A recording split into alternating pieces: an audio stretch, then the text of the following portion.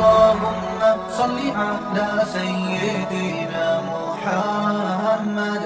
بسم اللہ الرحمن الرحیم نحمدہ ونصلی علی رسولہ الکریم۔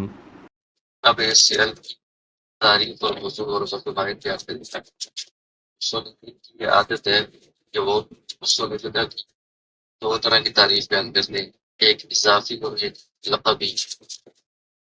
اضافی کا مطلب یہ ہے کہ اصول صرف دو لفظ ہے نا، مضاف و مضاف الیہ میں آپس میں تو مضاف کی الگ تعریف کی جائے، اصول کی اور صرف مضاف الیہ کی الگ تعریف کی جائے۔ ایک لقب اصول فقہ پورا یہ سیلف ایک لقب ہے، نام ہے، پورے کی اکٹھی تعریف کی جو نسبرو کے لیے تعریف ہے تو ہم دونوں تعریفیں ذکر کرتے ہیں آپ کی آسانی پہ۔ پہلی جو تعریف ہے وہ اضافی کو مضاف کے الگ مضاف کے الگ تعریف الاصول ہے۔ جو اصول مضاف ہے اس کی الگ تعریف کریں گے، اصل کی جمع ہے، لغت میں اصل کہتے ہیں ما یبتنی علیہ غیر، اس میں لفظ تھوڑا سا وہ ٹائپنگ میں تبدیل ہو گیا، یہ لفظ ہے ابتنا یبتنی، اس پر بنیاد ہو، بنا ہو دوسری۔ اصل وہ ہوتا ہے کہ جس کے اوپر دوسرے کی بنیاد ہو، بنا ہو، جس کے اوپر دوسرے مبنی ہے، وہ ابتنا جو ہے نا آگے جس کا مصدر بھی آگے ہے ابتنا، وہ حصی ہو یا عقلی ہو۔ مطلب حصی کا مطلب ہے کہ محسوس ہو رہی ہے، نظر آ رہی ہے کہ ایک چیز ہے اس کے اوپر دوسری مبنی ہے۔ جیسے اس کی مثال ہے کہ جو دیوار ہوتی ہے وہ بنیاد کے اوپر ہوتی ہے، مطلب نیچے زمین میں کھود کر بنیادیں ڈالتے ہیں، پھر اس کے اوپر دیوار ہوتی ہے، یہ محسوس ہوتی ہے، نظر آتی ہے۔ تو عقلی کی مثال یہ ہے کہ ایک قاعدہ کلیہ ہوتا ہے، اس کی بنیاد پر آگے جزیات نکال دیا، وہ جزیات جو ہوتی ہیں وہ اس قاعدہ کلیہ پر مبنی ہوتی ہے، یہ قاعدہ جو ہوتا ہے یہ اصل ہے، یہ تو اس پر لوگوں مانا تھا۔ اس طرح ہی مانا جو ہے نا اس میں اصل کا اطلاق 5 معنی پر ہوتا ہے، مختلف لوگوں کی جو اصطلاحات ہیں اس میں اصل کا جو لفظ ہے یہ 5 مختلف اصطلاحات میں استعمال ہوتا ہے۔ ایک یہ کہ دلیل جو ہوتی ہے اس کو بھی اصل کہا جاتا ہے، اس طرح کہا جاتا ہے کہ نماز کے وجوب کی کیا دلیل ہے، کہا جاتا ہے الاصل فی وجوب الصلاۃ، نماز کے وجوب میں اصل بنیاد یہ ہے، دوسری دلیل یہ ہے اقیم الصلاۃ۔ یہ پھر کہ اس مسئلے کی جو اصل ہے کتاب ہے اور سنت ہے، اس کی جو دلیل ہے وہ قرآن اور سنت سے ثابت ہوئی۔ دوسرا اس کا مطلب ہوتا ہے قاعدہ کلیہ، قاعدہ کلیہ کو بھی اصل کہا جاتا ہے، یہ اصول ہے قاعدہ کلیہ ہے۔ جیسے دنیا اسلام والا خمسۃ اصول ہے، اسلام کی جو بنیاد ہے وہ 5 اصولوں پر ہے، کہنا چاہیے کچھ اصول قاعدہ کلیہ بیان کی جاتی ہے۔ لا ضرر ولا ضرار فی اسلام، اسلام میں نہ خود بندہ اپنے نقصان کو نقصان والا کوئی کام کرے، نہ کسی کو نقصان پہنچانے والا کوئی کام کرے، یہ قاعدہ کلیہ ہے، اصول ہے۔ اور دوسرا یہ کہ نحو والوں کے نزدیک ایک اصول ہے الاصل فی الفاعل الرفع، فاعل جو ہے نا وہ ہمیشہ مرفوع ہوگا، تو یہ ان کے یہاں قاعدہ کلیہ ہے کہ فاعل ہمیشہ مرفوع ہوتا ہے، اس کے لیے اصل کے لفظ کو لگاتے ہیں۔ تیسرا یہ کہ الراجح، مختلف اقوال ہیں، مختلف چیزیں انسان میں کسی ایک چیز زیادہ راجح ہے، زیادہ بہتر ہے، اس کو ترجیح حاصل ہے، اس کے لیے بھی اصل کا لفظ استعمال کیا جاتا ہے۔ جیسے کلام کے اندر حقیقت اور مجاز 2 چیزیں ہیں، اس میں سے جو اصل ہے وہ حقیقت ہے، مطلب کہ راجح ان میں سے حقیقت ہے، مجاز جو ہے ضرورت کی وجہ سے مجھے۔ اور چوتھا معنی ہے الصورۃ المقیس علیہ، کہ وہ جس کے اوپر دوسرے کو قیاس کیا جائے، یہ جو مقیس علیہ ہوتا ہے اس کو اصل کہا جاتا ہے، اور جو مقیس ہے جس وقت پر قیاس کریں گے اس میں کھڑا ہو، یہ آپ منطق کی پڑھیں، اصول نظام میں پڑھیں۔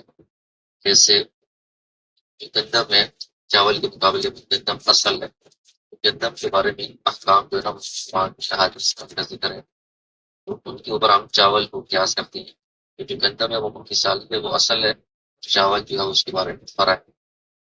اور مثال کی ربا والی جو سود والی سود کے اوپر والی جو حدیث ہے اس میں گندم کا نام لے کر نص میں حدیث میں ذکر کیا گیا ہے، وہ اصل ہے کہ چاول کو اور ذرہ کہتے ہیں مکئی کو، یا اور جو اناج کی تو ہم قیاس کرتے ہیں کہ اس کی فرع ہے۔ جو ہے چوتھا معنی یہ قیاس والے باب کے ساتھ خاص ہے. قیاس والے باب کے اندر اصل جب بولا جاتا ہے تو اس سے مراد مکی سالی ہوتا ہے. ویسے عام اگر اصل بولا جائے گا تو اس سے مراد مکی سالی. اصل کا پانچواں معنی بیان کر رہے ہیں مستصحب. مستصحب کا دوسرا نام ہے استصحاب الحال. یہ تو آپ نے سورہ فقہ میں پڑھا تھا. جی استصحاب الحال کا مطلب یہ ہوتا ہے کہ جو پہلے اس چیز کی حالت تھی اسی کو ہم بنیاد بنا کر اس کو ابھی اس پر وضو جاری کریں. جیسے مثال دی ہے کہ ایک بندے کو پہلے یقین تھا کہ اس کی طہارت ہے مطلب اس کو وضو ہے. اب بعد میں اس کو شک ہو گیا ہے کہ پتہ نہیں وضو ٹوٹا ہے کہ ٹوٹا.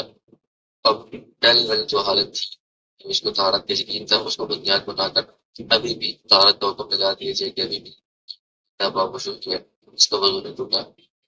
استصحاب الحال ہے. اور اس میں اصول یہ ہے کہ یقین جو ہے وہ شک سے ظاہر نہیں ہوتا ہے. مستصحب جو ہوتا ہے جو اصل مطلب جو پہلے والی حالت تھی جس کو بنیاد بنا کر آپ نے ابھی فروغ لگا دیا اس پہلے والی حالت کو اصل کہا جاتا ہے. اصل طہارت تھی پہلے اب اس کو حدث میں شک ہو رہا ہے تو آپ اس شک کو نہیں مانیں گے اس اصل بنی طہارت والی فیصلے کریں گے ابھی بھی اس طہارت کی چیز. جی یہ تو اس کا اصول کا الگ معنی بیان کیا ہے. لیکن یہاں پر جب اصول فقہ میں کہا جاتا ہے اصول جو اس سے مراد کیا ہوتا ہے فقہ کے جو دلائل ہیں وہ ہم یہاں پر مراد ہیں ادلۃ الفقہ اصول اربع قرآن حدیث اجماع قیاس مختلف کے اندر جو آگے اصول وہ یہاں پر مراد. اگر اصول سے لغوی معنی مراد کیا جائے جو پر آپ نے بیان کیا تھا کہ جس کے اوپر دوسرے کی بنیاد ہو چاہے وہ دلیل ہو دلیل کی بنیاد پر کوئی حکم واجب ہوتا ہے یہ قاعدہ کلیہ ہو اس سے آگے جو زیادہ نکلتی ہے اس کی بنیاد پر جیسے الامر للوجوب اصول فقہ والوں کے نام کی قاعدے کلیہ ہیں کہ امر جو ہوتا ہے وجوب کے لیے ہوتا ہے نہی تحریم کے لیے ہوتی ہے اور عام مخصوص یعنی بعض دلیل سے یہ قاعدے کلیہ بتائیں اصول فقہ والوں جہاں قاعدے کلیہ موجود ہے. اسی طرح اور بھی تو یہ زیادہ مناسب ہے مطلب اصول سے ہم ادلہ مراد ہے اصول سے ہم عام لوگ یہ مانا مراد ہے کہ وہ چیزیں جن پر دوسری چیزوں کی بنیاد ہوتی ہے اس کے اندر دلائل بھی شامل ہیں دلائل جن کی بنیاد پر احکام ثابت ہوتے ہیں وہ اس میں آ جائیں گے قاعدے کلیہ بھی آ جائیں گے. اصول فقہ کے اندر قاعدے کلیہ بھی ہوتے ہیں جیسے امر وجوب کے لیے نہیں تھا. مگر یہ اصول کا لغوی مانا مراد کیے جائے تو یہ زیادہ مناسب ہے زیادہ بہتر ہے کیونکہ اصول فقہ میں جس طرح عدلہ اربع سے بحث کی جاتی ہے قرآن و حدیث اجماع قیاس وغیرہ سے اور ان سے احکام کو کیسے مستمد کیا جاتا ہے جس طرح اس سے بحث ہوتی ہے اسی طرح ان قاعدہ کلیوں سے بھی بحث کی جاتی ہے جو مذکورہ ہے اور وجود کے لیے نہیں تحریم کے لیے قاعدہ سے بھی بحث کی جاتی ہے. یہاں تک کہ انہوں نے تعریف لفظ جو آگے آ رہی ہے اس میں بھی قواعد کا اعتبار کیا ہے یہ جو قاعدے کے لیے جیسے یہاں پر اصول سے ہم مانا لغوی مراد لیں گے جس میں یہ ساری دلائل قواعد کلیہ اس میں آ جائیں گے زیادہ تعریف پیدا ہو جائے. اب جو اصول کا لفظ آیا تھا تو اصول سے مراد کے دلائل ہیں فقہ یعنی فقہ کے دلائل اس دلیل کے بیچ میں شیر کر رہے ہیں تعریف وغیرہ. دلیل لغت میں جیسے کہتے ہیں کہ لغت میں دلیل کہتے ہیں کہ ایسی چیز جو دوسرے کی طرف رہنمائی کرنے والی ہو دوسرے تک پہنچانے والی ہو کہ وہ حصی ہو یا مانوی ہو. حصی مطلب کوئی محسوس ہونے والی چیز ہوتی ہے جیسے دھواں جو ہوتا ہے وہ ہمیں آگ طرف رہنمائی کرتا ہے کہ آگ موجود ہے اس لیے دھواں نکل رہا ہے یہ محسوس والی چیز ہے. اور مانوی تو مطلب کہتے ہیں جیسے عقلی دلائل ہوتے ہیں قلب کسی دلیل کے ذریعے سے ہم کسی بات تک پہنچتے ہیں.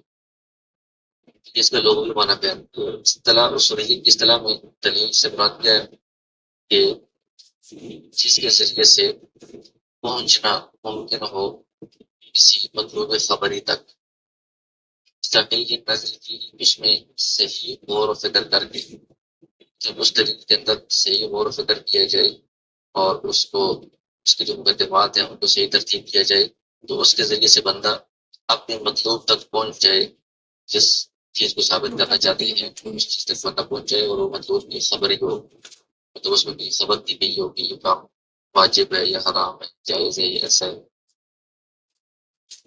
بریکٹ اس کے تشریح کرتے ہیں کہ ایسی چیز اس کے ذریعے سے بندہ مطلوب تک پہنچنا ممکن ہو اس کے اندر صحیح طرح غور و فکر کرنے کے بعد اس مثال کی یہ عالم جو کائنات ساری چیزیں ساری کائنات ہے، یہ دلیل ہے، اس کے ذریعے سے اس میں غور و فکر کر کے بندہ کائنات کو بنانے والا جو ہے اللہ تعالیٰ کی ذات، اس تک بندہ پہنچ جاتا ہے۔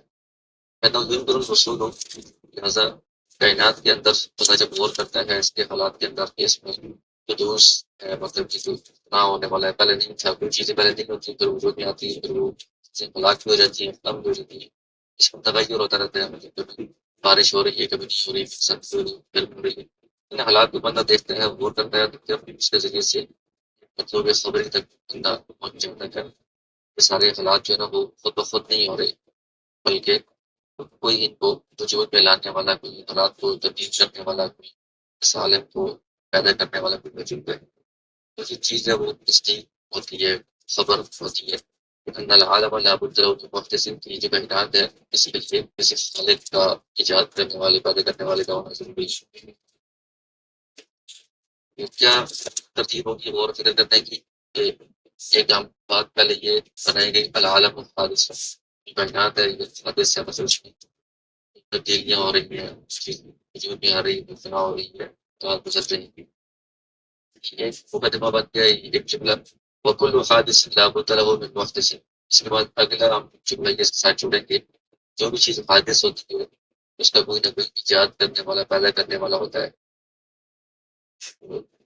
ان دونوں کو ملانے سے کیا ہوا، مطلوب خبری، ہماری جو مطلوبہ چیز ہے جس تک ہم پہنچنا چاہ رہے تھے سے وہ ہمیں حاصل ہوگی، کیا وہ خبر ہے، تصدیق۔ العالم لا بد له من محدث کی جو کائنات ہے اس کا ایک پیدا کرنے والا لازم موجود ہے، بھی اس کو ایجاد کرنے والا۔ سمجھ آ گئی؟ جی اب یہ عالم کے اندر غور و فکر کر کے ترتیب سے بندہ اگر سوچے تو وہ اپنے مطلوب تک پہنچ جاتا ہے۔ تو اس سے مراد کیا کہ اللہ تعالیٰ کے وجود کو ثابت کرنا، وہ عالم جو ہے نا کائنات، اس کے حالات، اس کا حدوث، یہ ایک دلیل ہے، اس دلیل سے ہم مطلوب تک پہنچ گئے۔ تیسری مثال دی ہے اقیم الصلاۃ، نماز قائم کرو۔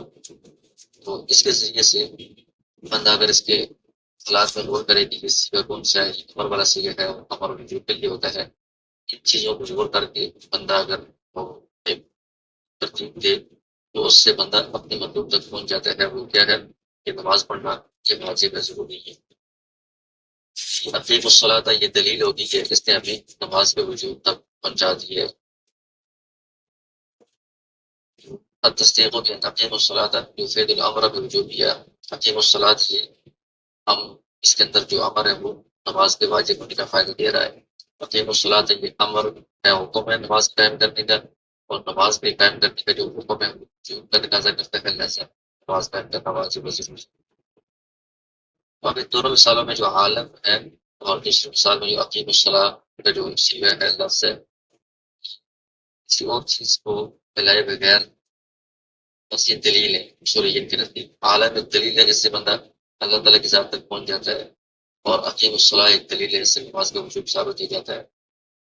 ان کے نزدیک جو اصولیین ہے، اصول فقہ والے، دلیل جو ہوتی ہے وہ مفرد ہوتی ہے، مطلب اس کے ساتھ پورا جملہ لگانے کی ضرورت نہیں ہے۔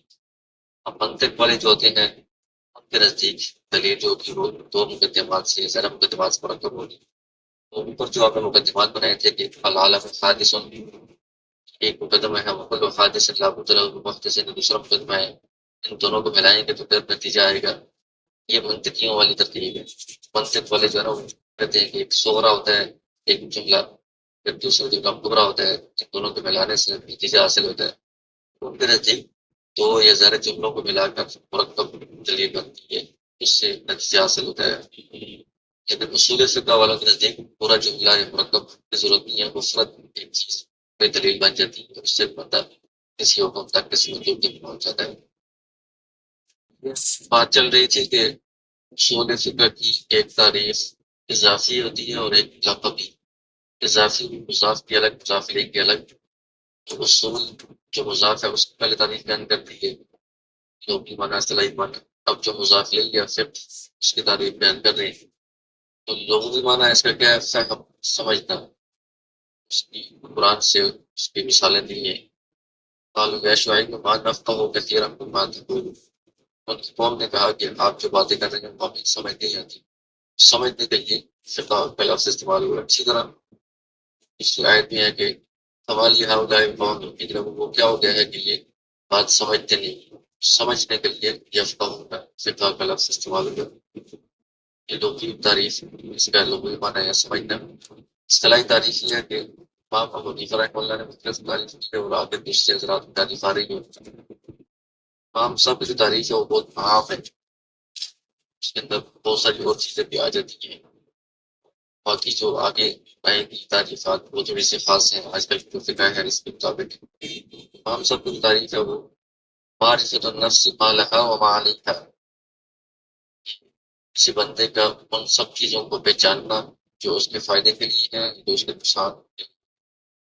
ما لها کا مطلب کیا ہے کہ ما یکون لنفعها، جو اس کے فائدے کے لیے ہیں، اوامر کون کون سے ہیں، کام جن کو پورا کرنا اس کے لیے ضروری ہے، جن پر اس کو نفع ملیں گے، انعامات ملیں گے۔ جو اس کے نقصان والی چیزیں ہیں جن سے اس نے بچنا ہے، منع ہی جن باتوں سے منع کیا گیا ہے ان سے بچنا ہے، وہ اس میں نقصان دہ ہے ان کو وہ پہچانے گا پھر ان سے بچے گا۔ یا پھر اس طرح کہیں کہ حلال جو کام ہے ان کو کرنا ہے تو وہ لہا میں شامل ہے، وہ بندے کے فائدے کے لیے، اور حرام کے ارتکاب سے بچنا ہے تو حرام یا علیہ میں شامل ہے۔ ان سب کا علم، حلال اور حرام کا علم حاصل کرنا یہ فقہ ہے۔ لہٰذا اس معنی میں اس تاریخ کے اندر جو فقہ ہے وہ بہت عام ہے، اس کے اندر عقائد بھی شامل ہے، کیونکہ عقائد کے اندر بھی جو صحیح عقائد ہیں بندے کے فائدے کے لیے ہیں ان کو ماننا ضروری ہے، جو فاسد عقائد ہیں، باطل عقائد ہیں، نفی کرنا، ترتیب کرنا ضروری ہوتا ہے۔ تو یہ بھی مالیہ میں شامل ہوتے ہیں۔ اخلاق بھی اس میں شامل ہے، اچھے اخلاق بھی ہوتے ہیں، برے اخلاق بھی ہوتے ہیں، اعمال جتنے بھی ہیں وہ سب اس کے اندر آ جائیں گے۔ متقدمین جو ہوتے تھے وہ فقہ تعریف بلاتے تھے، وہ اس کے اندر ساری چیزیں شامل ہیں۔ یہ بندہ فقیہ ہے، مطلب یہ بندہ دین کا صحیح سے محفوظ رکھنے والا ہے، اس کے عقائد بھی، اخلاق، اعمال سب آ جاتے ہیں۔ اس میں بھی فقہ بول کر جو ہے نا وہ جیل پورا دین، یہ ساری چیزیں جس میں شامل ہیں قرآن کی گئی۔ میں یرید اللہ بھی خیرا، کہ جس کے ساتھ اللہ تعالیٰ خیر کا بھلائی کا ارادہ کرتے ہیں اس کو دین میں سمجھ ادا کرتے ہیں۔ یہ فقہ وہ فقہ، اس فقہ سے مراد یہ نہیں ہے کہ اس کو دین کا یا ہدایت کا یا اس سے مراد پورے دین کی سمجھ ہے، اس میں عقائد بھی شامل ہے، اخلاق بھی، اعمال بھی، ساری چیزیں۔ جی اور وہ جو متقدمین تھے وہ فقہ کے اندر ان سب چیزوں کو شامل کرتے تھے، پھر وہ اس کی اقسام بناتے تھے کہ تین قسم ہیں فقہ کی۔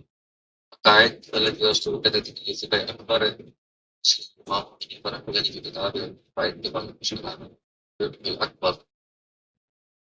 اور جو اخلاق والا علم ہے، جو تصوف حدیث کے بارے میں بحث ہوتی ہے اس کو فقہ اوسط کہتے تھے۔ جو عام احکام والا علم ہے، نماز روزی والا، زکوٰۃ والا، وہ فقہ اصغر ہے۔ آج کل جو اصطلاح ہے فقہ وہ اسی فقہ اصغر کے بارے میں ملی جاتی ہے، باقی چیزوں کے الگ نام ہے، علم کلام ہے، علم عقائد۔ اور یہ جو فقہ ہے مصطلح کا مطلب آج کل کی اصطلاح جو فقہ کا مطلب احکام ہے اس کو وہ متقدمین فقہ اصغر کہتے تھے۔ اور علامہ کاسانی رحمہ اللہ یہ فقہی عالم ہے، کتاب ہے فقہ میں بدائع الصنائع، بہت عمدہ کتاب ہے۔ انہوں نے فقہ کی تعریف کی ہے علم الحلال والحرام وعلم الشرائع والاحکام، کہ جس میں حلال اور حرام اور شریعت کے احکام کا علم حاصل ہوتا ہے وہ فقہ ہے۔ یہ تھوڑا خاص ہو جاتا ہے، اس میں عقائد اس سے نکل گئی اور فقہ بھی۔ اور امام شافعی رحمہ اللہ نے اس کی تعریف کی ہے کہ علم بالاحکام الشرعیۃ العملیہ، ان احکام شرعیہ کا علم حاصل کرنا تو عمل کے ساتھ تعلق رکھتی ہے، لہٰذا اس میں بھی تخصیص ہو گئی ہے، عقائد کا علم سے نکل گیا ہے، اخلاق والا بھی نکل گئی ہے، اعمال والا ہے کہ جو نماز روزے زکوٰۃ خلاف وغیرہ۔ اور اس طرح علم حاصل کرنا المکتسبۃ ادلۃ تفصیلیہ، جس کو تفصیلی دلائل سے ان احکام کو حاصل کیا جائے، ثابت کیا جائے۔ تو ان احکام کا علم حاصل کرنا کے دلائل سے قرآن اور حدیث قیاس سے یہ احکام کیسے ثابت ہیں اور کون کون سے احکام ہیں، اس کو علم فقہ کہا جاتا ہے۔ آج کل جو ہے نا وہ بعد میں جو فقہ کو الگ طور پر مرتب کر دیا گیا تو اس کی اپنی تعریف کی جاتی ہے۔ علم بالاحکام الشرعیہ بالعملیہ المختصر من ادلۃ تفصیلیہ، یعنی احکام شرعیہ عملیہ کا علم حاصل کرنا جو کہ سیاست کیا گیا ہو۔ آخری جو تعریف تھی علم بالاحکام الشرعیہ العملیہ المختصر من ادلۃ تفصیلیہ، یہ زیادہ جامع اور اہم تعریف ہے۔ عام طور پر یہی بعد میں کتابوں میں فقہ یہ تعریف لکھی ہوتی ہے، اس کی وہ تشریح کر رہے ہیں۔ یہ علم سے مراد تعریف میں مطلق ادراک ہے، مطلب ان کو جاننا بعض اوقات ظنی ہوتا ہے، مطلب وہ اتنا یقینی نہیں ہوتا، اس میں کا بھی استعمال ہوتا ہے، اور بعض اوقات قطعی ہوتا ہے کہ بالکل آپ کا یقین کے ساتھ جان لیتے ہیں ان باتوں کو۔ یہ ادراک مطلق ہے، اس میں ظنی بھی شامل ہے، قطعی بھی شامل ہے، تو اس لیے کہ کبھی عملی احکام کا علم ہوتا ہے تو عملی احکام کا جو علم ہوتا ہے وہ بعض اوقات قطعی ہوتا ہے، جو بالکل قرآن سے حدیث سے صاف صاف ثابت ہے، جب سود حرام ہے جو بالکل واضح اور قطعی ہے، ٹھیک ہوگی۔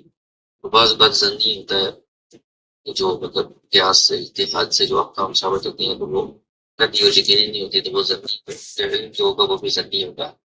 اسی لیے بعض لوگ یہ کہتے ہیں کہ فقہ جو ہے وہ ظنون میں سے ہے، مطلب اس کے اندر ظنی احکام بہت سارے ہیں، قیاس وغیرہ اور دوسرے اس طرح۔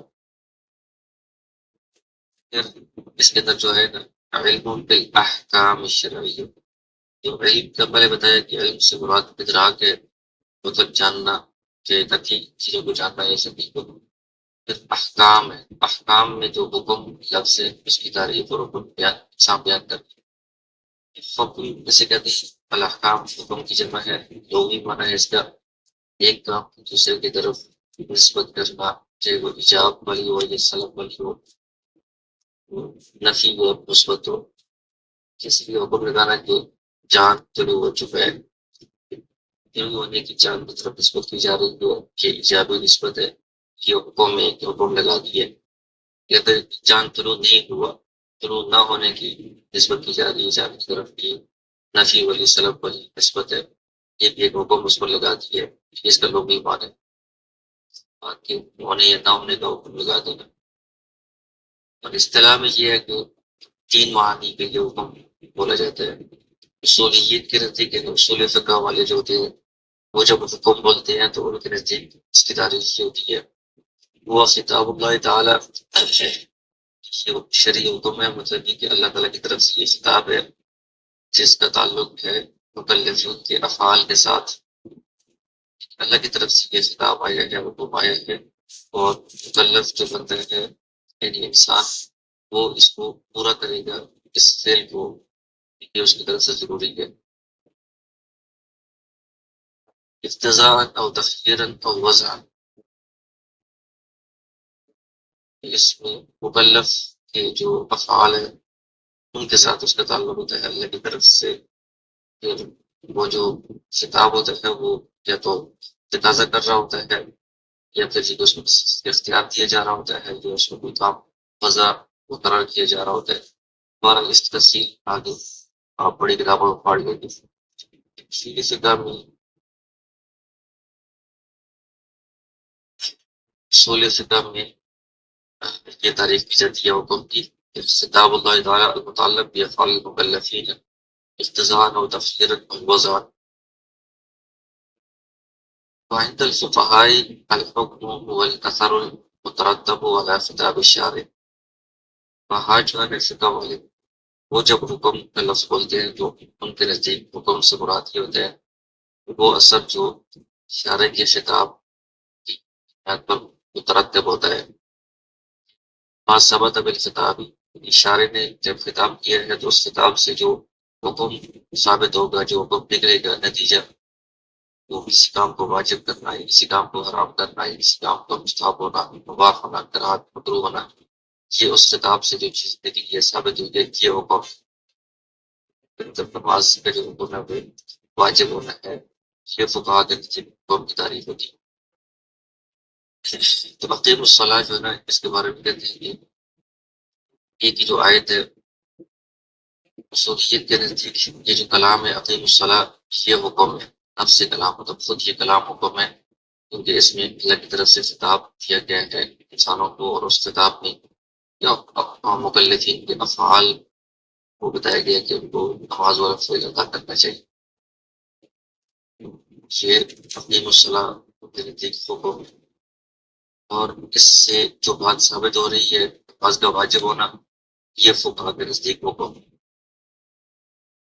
بہرحال اس سے خلاصہ یہ نکلتا ہے کہ اصولیین کے نزدیک حکم جو ہے نا وہ دال ہے، یعنی دلالت کرنے والا ہے نماز کے واجب ہونے پر، اور فقہا کے نزدیک حکم مدلول ہے، مطلب جو چیز ثابت ہوئی ہے آیت سے، جس بات پر دلالت ہوئی ہے وہ چیز نماز کا واجب ہونا، وہ حکم ہے۔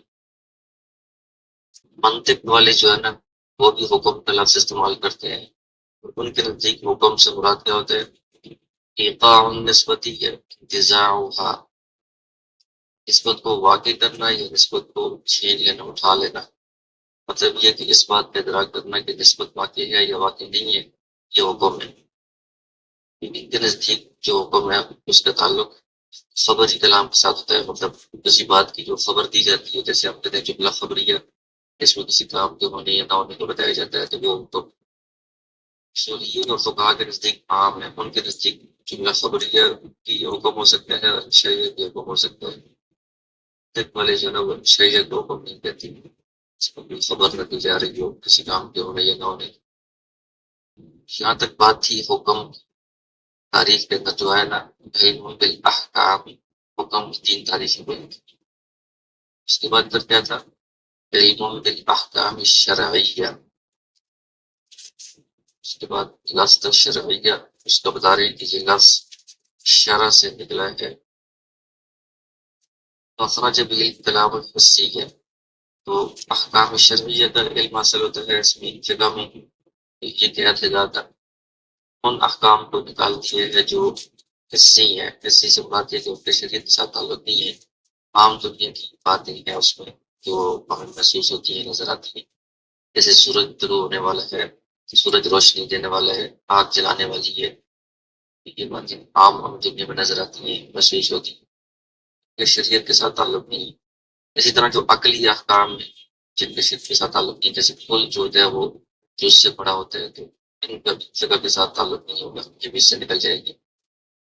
اس طرح جو دنیاوی علوم ہیں، ریاضی کے اور حساب کے اور طب کے، میڈیکل کے اور لغت کے اور دیگر جتنے بھی قوانین ہیں یا احکام ہیں، وہ اس سے نکل جائیں گے کہ فقہ کے اندر ان کے بارے میں بحث نہیں ہوتی، کیونکہ شریعت کے احکام کے متعلق بحث ہوتی ہے، کیونکہ معلوم شریعت کے ساتھ ہو۔ شرعیت کی تشریح ہوگی، اس کے بعد اگلا لفظ عملیہ، عملی احکام کی تشریح ہوگی، یعنی ایسے احکام جن کے تعلق انسان کے عمل کے ساتھ ہو، عقیدے کے ساتھ نہ ہو، تو اس سے احتراز ہے ان احکام سے جو ان کا تعلق عقیدے کے ساتھ ہوتا ہے، ایمان اور یقین کے ساتھ۔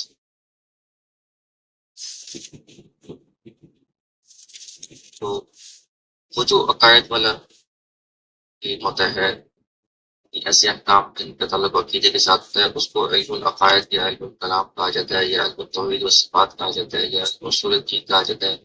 چاروں اس کے نام ہیں، وہ الگ ہے۔ فقہ میں عقائد والے احکام سے بحث نہیں ہوتی، اس میں عملی احکام سے بحث ہوتی ہے جن کا تعلق عمل کرنے کے ساتھ ہوتا ہے، روزہ، نماز، زکوٰۃ حاصل وغیرہ۔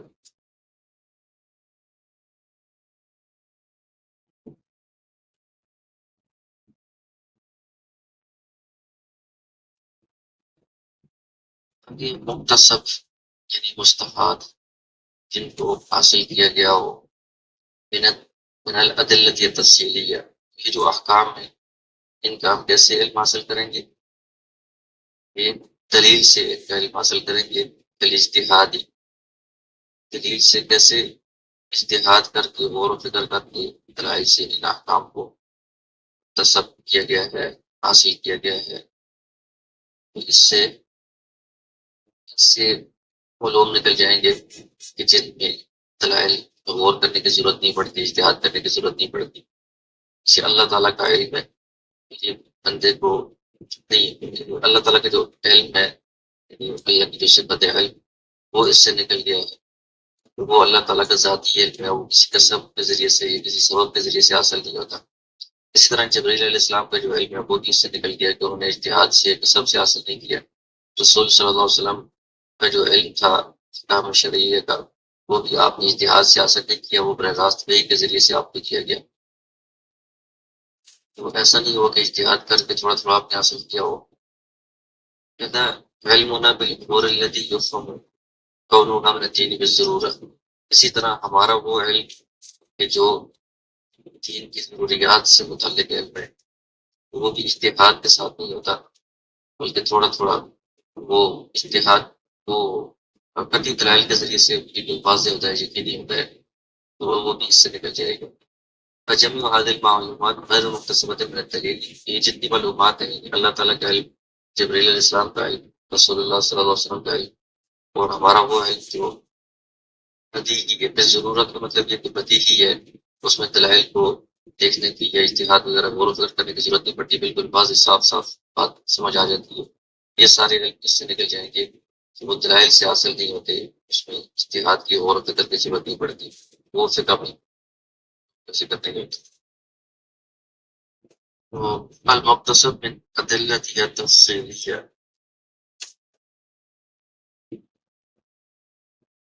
تفصیلیہ سے مراد یہ ہے کہ تفصیلی دلائل سے ان باتوں کو حاصل کیا گیا اور احکام کا علم.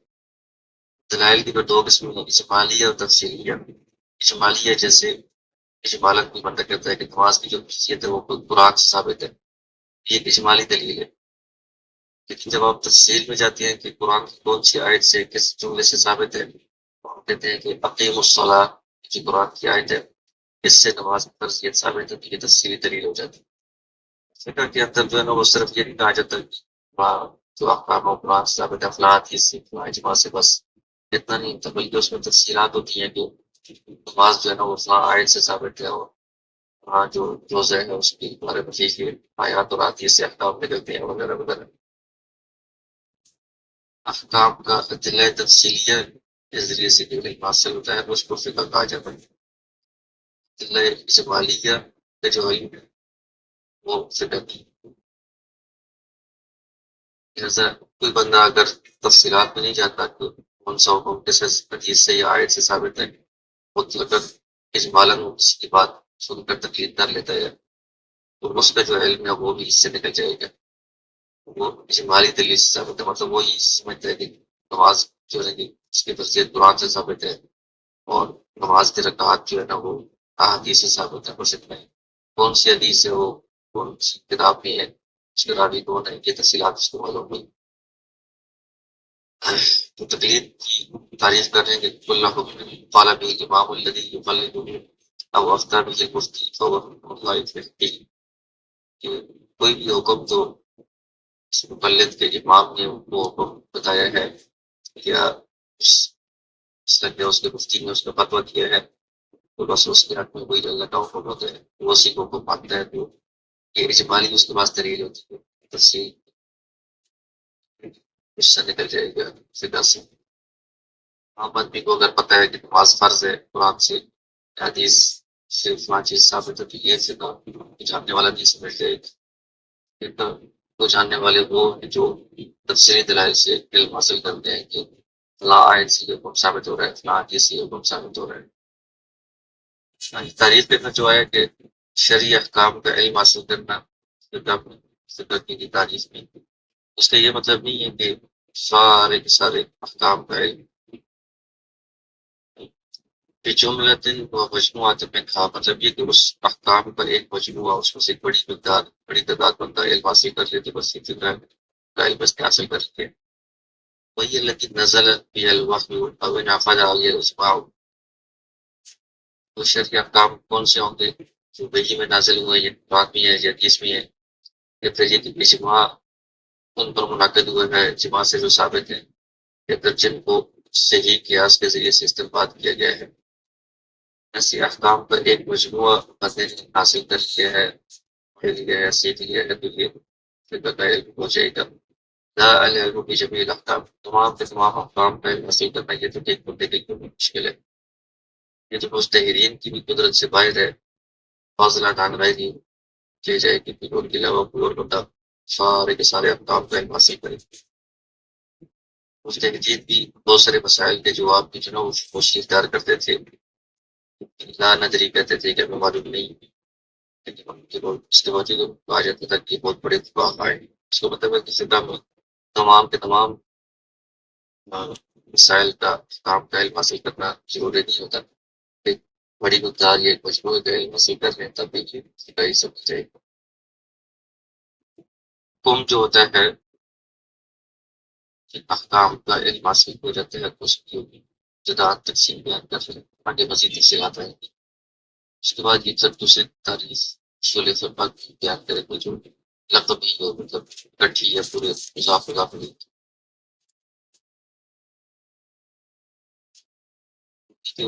پہلی تقسیم ہے حکم کی ابتدائی، دو قسمیں ہوتی ہیں، تکلیفی اور وضع. حکم تکلیفی اور حکم وضع. حکم تکلیفی ایسا کام جس کے کرنے پر مکلف کو مجبور کیا جائے، اس کو حکم کیا جائے کہ آپ نے یہ کام کرنا ہے. تکلیفی حکم مکلف بنانے والا، نماز ہے، زکوٰۃ ہے، مکلف کو کہا جاتا ہے کہ آپ اس کو کریں، پورا کریں. یہ حکم تکلیفی ہو. حکم وضعی جو ہوتا ہے وہ سبب ہوتا ہے، یہ شرط ہوتا ہے اس حکم تکلیفی کے لیے. وہ جو آپ نے نماز پڑھنی ہے، زکوٰۃ، اس کے لیے جو سبب شریعت نے مقرر کیا ہے، یہ شرط لگائی ہو، وہ حکم وضعی ہے. وضع کا مطلب مقرر کرنا. جیسے نماز کے لیے وقت مقرر کیا تو وقت ایک حکم وضعی ہے. وضو کو طہارت کو مقرر کیا تو یہ حکم وضعی ہے. اور زکوٰۃ کے لیے مال نامی سبب قرار دیا ہے. مال نامی کیا ہونا، یہ بھی حکم وضعی ہے. مال کے گزرنے کو شرط قرار دیا زکوٰۃ کے لیے، یہ حکم وضعی ہے. اقیم الصلاۃ لدلوک الشمس، اس میں دونوں کی طرف اشارہ ہے. اقیم الصلاۃ نماز قائم کرنے کا حکم کیا جا رہا ہے کہ مکلف نماز کو ادا کرے، یہ حکم تکلیفی ہے. الشمس جو ٹائم بتایا جا رہا ہے وقت، اس میں وقت مقرر کرنا، یہ حکم وضعی ہے.